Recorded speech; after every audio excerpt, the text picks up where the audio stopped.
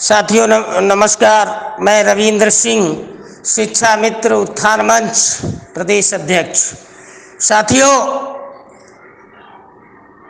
लगातार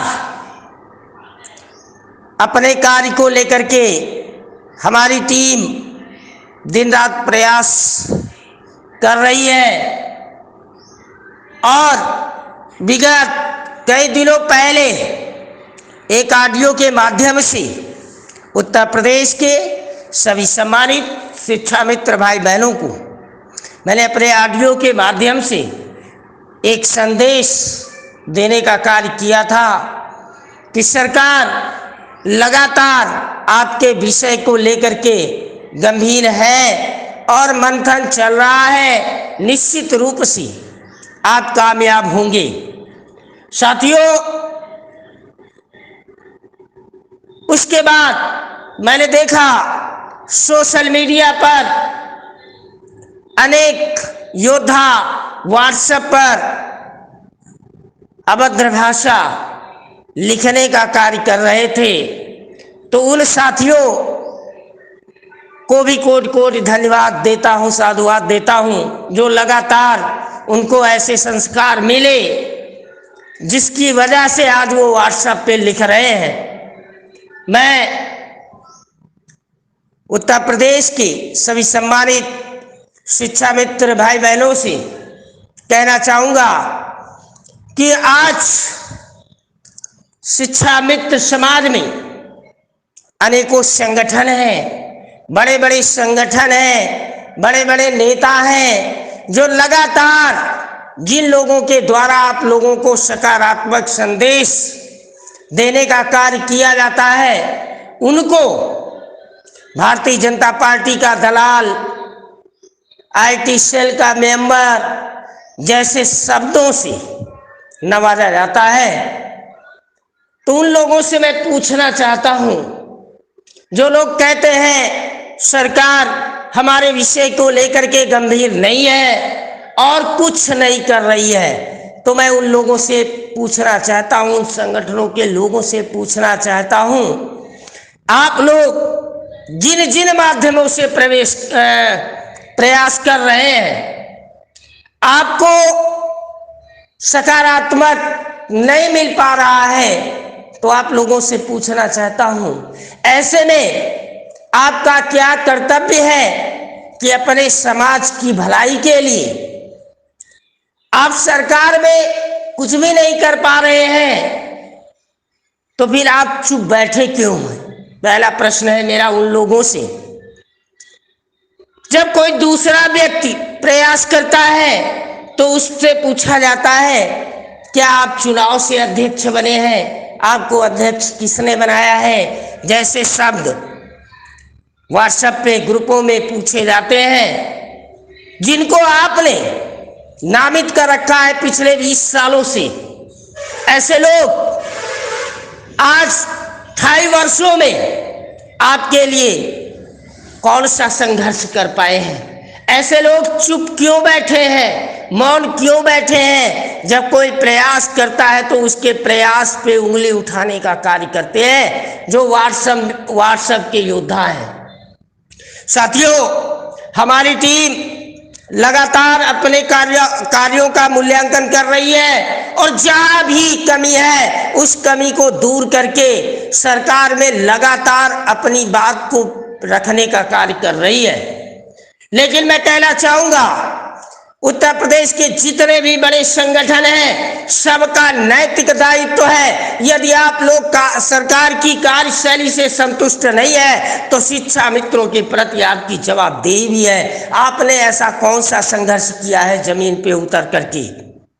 यदि कोई भी साथी रणनीति बना करके आगे बढ़ने का कार्य करता है तो 10 लोग उसकी टांग पकड़कर खींचने का कार्य भी प्रारंभ कर देते हैं। हो सकता है असफलता ही सफलता की कुंजी होती है। असफल होने के हजारों कारण हो सकते हैं, लेकिन सफल होने के लिए एक कारण ही महत्वपूर्ण होता है। साथियों, हमें निरंतर प्रयास करना है, संघर्ष करना है। मैं सलाम करता हूं अपने जाबाज जिला अध्यक्ष दिनेश बाबू लखनऊ को, जो लगातार साइकिल से स्कूल विद्यालय जा करके शिक्षा मित्रों के जमीर को जगाने का कार्य कर रहे हैं और उन्हें संघर्ष के लिए प्रेरित कर रहे हैं। ऐसे जाबाज साथी का भी मैं साधुवाद धन्यवाद देता हूं।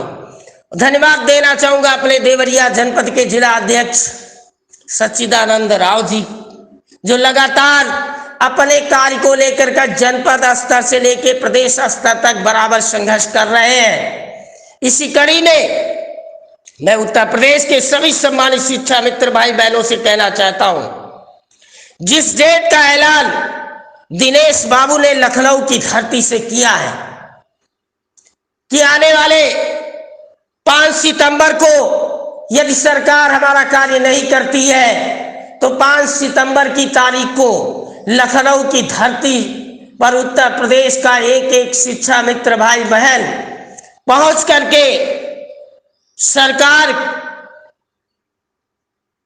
को जगाने का कार्य करेंगे।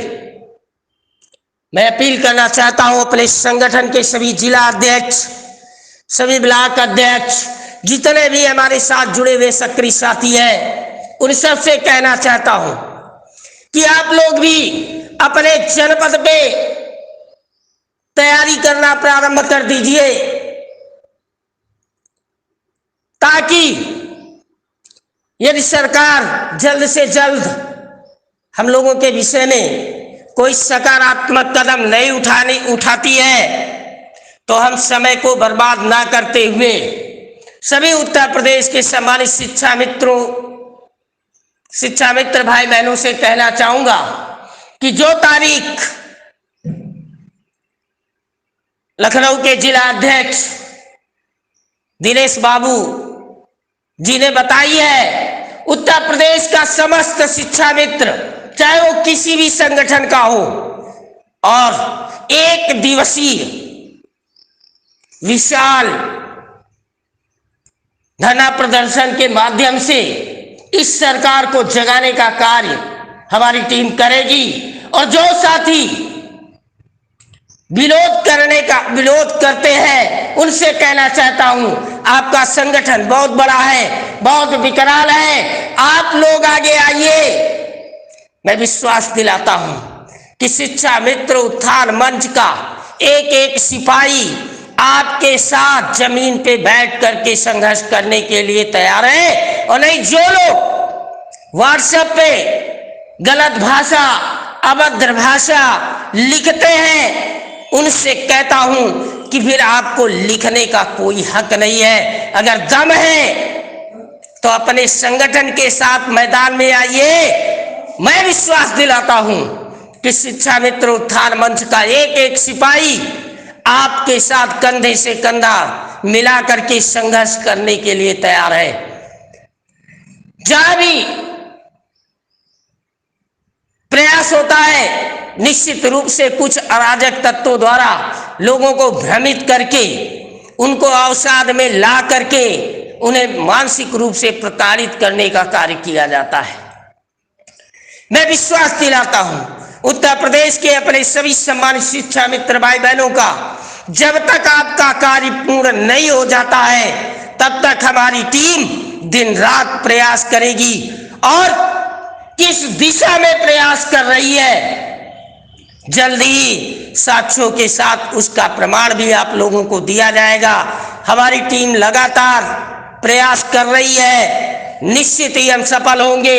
यद्यपि परेशानियां आती है, मुश्किलें आती है, लेकिन किसी को घबराने की आवश्यकता नहीं है और संघर्ष के लिए हल पर तैयार रहने की आवश्यकता है। हम निश्चित रूप से कामयाब होंगे। आदरणीय मुख्यमंत्री जी हमारी समस्या का समाधान करेंगे, ऐसा हमें विश्वास है। इसलिए मैं बार बार जोर दे करके कह रहा हूं, आप परेशान ना हो। जैसे ही हम लोगों को लगेगा कि हमारे कार्य में विलंब हो रहा है, निश्चित रूप से शिक्षा मित्र उत्थान मंच का एक एक सिपाही लखनऊ की सड़कों पर संघर्ष करने के लिए आगे आएगा। धन्यवाद। मैं रविंद्र सिंह, शिक्षा मित्र उत्थान मंच प्रदेश अध्यक्ष।